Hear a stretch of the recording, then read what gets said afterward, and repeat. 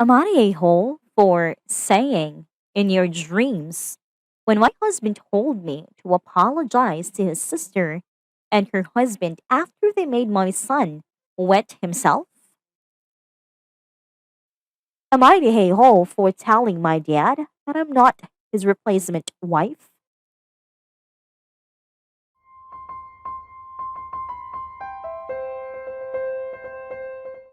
Hello, I apologize for any mistakes. I recently lost a friend and my emotions are all over the place. My son has ADHD, is hyperactive, and has a medical condition. Days ago was my best friend of 10 years passed away. I asked my husband if he could stay with my 4-year-old son so I could attend the funeral. My husband said yes, but then took him over to his sister and her husband's house to watch him without telling me. At the funeral, I received a text from my sister in law telling me to come get my son after he wet himself in her house. I was all kinds of shocked and confused and had many questions in my mind like how the hell my son ended up at sister in law's house after I left him with his stepdad. I called my husband, but he didn't answer or call back. I went over there quickly and found my son crying. He was also wet. I asked my sister in law and her husband what happened, and they said my son was making so much noise while playing with the kids, so they put him on timeout. After that, he told them he needed the bathroom, but my sister in law's husband said he couldn't go to the bathroom while on timeout and denied him access after my son begged, resulting in him peeing right where he was standing. I lost it on her and her husband completely. Her husband for denying my son access to the bathroom, and her for letting this happen and not doing anything about it.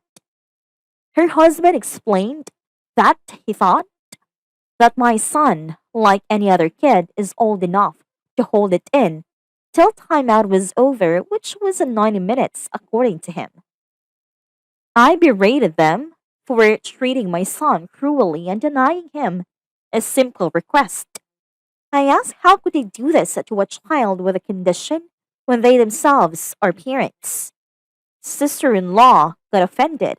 I implied she and her husband were neglectful parents. We argued then.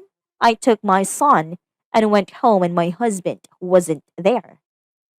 He then came home fuming, asking why the hell I berated his sister and her husband after they've done him a favor and watched his stepson for him cause he had an emergency. I asked him if he was okay with the way they treated my son, and he said no.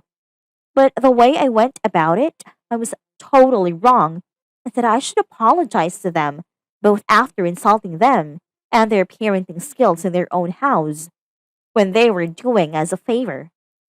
I said no, no. They did him a favor as I never asked them to watch my son. He said so I had to apologize, but I loudly said, in your dreams. After how my son was treated, he was taken aback and described my behavior as juvenile for refusing to take responsibility for my actions. Things escalated. I had to take my son and go stay with a friend. My husband kept texting stuff like how I was avoiding confrontation and refusing to admit I overstepped, etc. He said he only expects me to come home after I apologized to his sister and brother in law. Hi, I'm a behavior specialist, if that will help you in this argument, and a 90-minute timeout is bananas. It's excessive to the point of being traumatic and counterproductive. Your son should not have been denied access to a bathroom. The healthiest 4-year-old on the planet doesn't have 90 minutes between the full bladder warning signal and eruption. Your in-laws are way out of line in their parenting, and, more importantly, you never consented to have these methods applied to your child. If your husband can't get his head straight about this, your kid is in danger of having the same torturous discipline policies applied in his own home.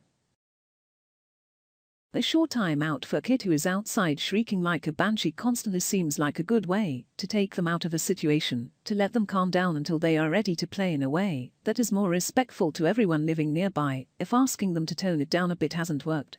Obviously, this time out was beyond excessive, but as someone who works from home, I was very grateful to the families around me that don't measure fun by how loudly and constantly the kid can scream over the summer. I do have ADHD. People with ADHD, especially children, tend to have non-existent executive functions.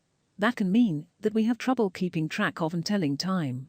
Unless he's hyperfixated on the quiet of the timeout, or he's daydreaming, the difference between 4 minutes and 5 minutes is going to feel like 6 years. Plus, with ADHD, boredom is a unique sort of torture. Having it 90 minutes with nothing to do as an adult is painful. As a kid? No way. On top of it, even as an adult, I don't always have the best read on my body or what it needs until the need is urgent. As a kid it was much worse and accidents were common. Ops-in-laws were beyond out of line and straight up abusive even for a child without ADHD, and as someone with ADHD with a severe hyperactive component, it was outright torture to make them sit for 90 whole ass minutes, and no bathroom use. What did they expect to happen anyways? Most 4-year-olds can't hold it for 90 minutes after saying they have to go.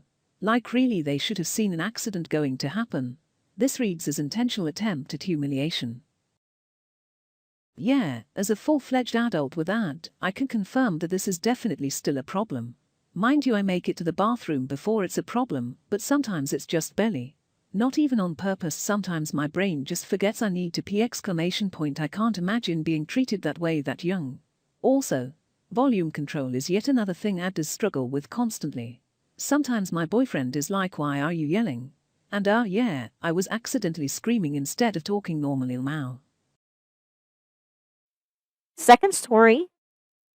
Am I the a-hole for telling my dad that I'm not his replacement wife? My female 16 mom passed away recently. My brother 14 male and dad are so devastated by this tragic loss, and we are struggling. I've basically found myself handling all chores and work around the house. My brother is too traumatized that he hasn't been talking since the funeral, and my dad hasn't been lifting a finger and do a single thing. He started making requests from cleaning the messy living room. He sleeps on a couch to picking up dirty laundry to doing dishes, cooking or ordering food, walking the dogs, vacuuming, doing repairs, mowing the lawn, washing the car since my brother stopped doing it. I'm too exhausted oftentimes. Mom used to do the chores and I used to help, but I have school and after school commitments, and my dad keeps negatively commenting on how I get things done and compare me to mom, like how much time I take to make breakfast, etc. Yesterday, he woke up at 6 a.m., even though he told me to skip school and wanted me to make breakfast. I scrambled eggs and prepared other dishes, then went to wake my brothers up. I set the table and once dad sat down, he looks at the scrambled eggs and goes, "What is this? This is not the right way to make scrambled eggs. Your mother used to make perfect scrambled eggs. Did you not learn anything from her at all? How are you supposed to survive if you can't even properly make scrambled eggs?" He looks at my brother and says, "We're doomed." I snapped and loudly tell him, I'm not his replacement wife to expect me to do this and that for him. He looks at me stunned, and my brother rushes out immediately. Dad starts telling me how cruel and insensitive what I just said and how out of line I was. I replied that I was too tired to make the perfect scrambled eggs my mom used to make, and that maybe if he as a parent had tried to learn, we wouldn't be suffering right now. He gets up, throws the towel, and walks out. My aunt came to visit, and when I told her, she went off saying, I should have never said that to my grieving dad, and that I should be ashamed of myself for talking to him like that. Am I the a-hole?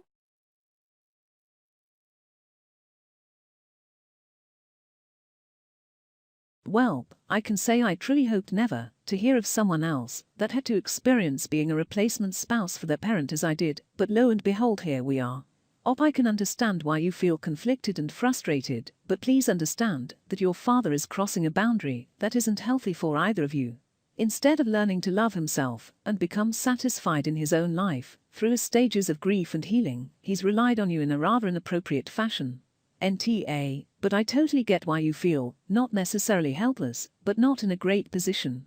Family-related scenarios already are increasingly complex, and for lack of a better descriptor, sticky. This type of thing takes the cake though, as it toes the line between a familial issue, a psychological issue, and generally just putting a child in a position they should not be in. Exactly. Obstat needs to be a parent to both of his children right now. FFS, the man doesn't work, the least he could do is feed his grieving children and help clean up his house. If it's that big of a deal for his fragile male ego, then he can hire someone to come help out. If he can't afford it, there's this thing called a job that is designed to help people earn money. Whatever he decides, he needs to step up in one way or another and realize his daughter just lost her mother, she didn't suddenly become her. Exactly. Oki's dad needs to be a parent to both of his children right now. FFS, the man doesn't work, the least he could do is feed his grieving children and help clean up his house. If it's that big of a deal for his fragile male ego, then he can hire someone to come help out. If he can't afford it, there's this thing called a job that is designed to help people earn money. Whatever he decides, he needs to step up in one way or another and realize his daughter just lost her mother, she didn't suddenly become her. Let me tell you, what happens when parents do this, you grow up too quickly, and then when you are an adult you realize you weren't given the basic tools you needed to actually be that adult you were expected to be. I completely raised my sister when she was a toddler, 12 years difference, raised by a single mum, and now, 27, I can maintain a house, but PTSD has had me off work for 2 years, I can't look after myself, and I'm missing basic skills such as driving, which my sister has now overlapped me on, and I'm proud as hell of her, but some days I can't help but wish I had a chance. I'd look for a job, and if you have your license, ask to use car. Go school, go to work, save money and get out of there. Everyone's grieving, yet she's expected to do everything and still go to school, and when it's not right or because her time is taken with school, she is in the wrong for not getting it done, or it's not right. NTA.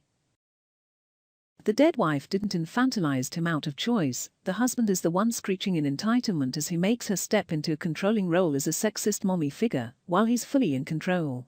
Moms shouldn't be doing all that unpaid labor like that anyway, and also be expected to do emotional labor with no payoff.